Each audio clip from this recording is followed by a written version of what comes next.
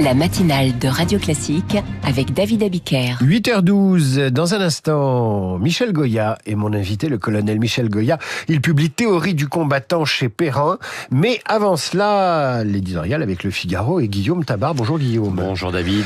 La proposition de loi, on en parlait dans le journal, interdisant les réseaux sociaux aux moins de 15 ans a été votée hier soir à l'Assemblée. Doit-on parler d'un sujet sociétal ou politique? Écoutez, les réseaux sociaux interdits ou soumis au contrôle parental pour les moins de 15 ans, le portable interdit au lycée et non plus seulement au collège, on est au cœur d'un sujet de société par excellence.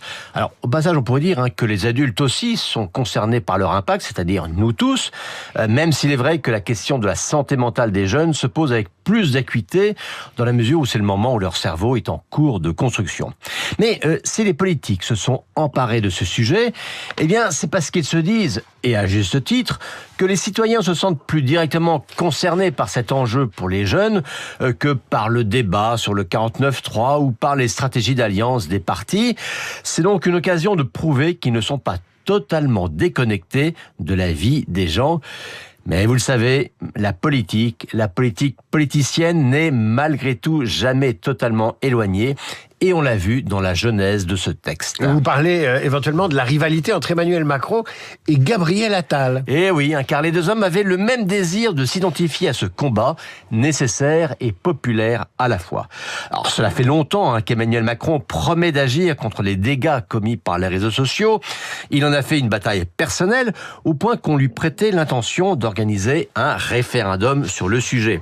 Et puis Gabriel Attal, depuis son passage à l'éducation nationale, voulait aussi affirmer une ligne se souciant du bien et de la santé mentale des jeunes, tout en tenant un discours de fermeté. Alors pour le chef de l'État, il y a un enjeu, c'est montrer que sa présidence n'est pas encore finie, qu'il n'est pas totalement encalminé à l'Élysée, que 2026 peut être une année utile, comme il l'a promis dans ses vœux.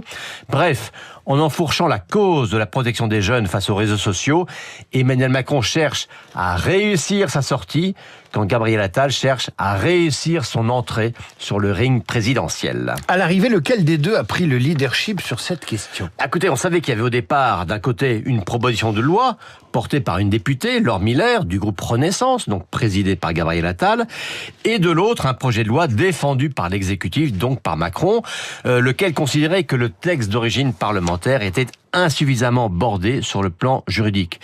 Mais vous voyez le grotesque de la querelle en paternité.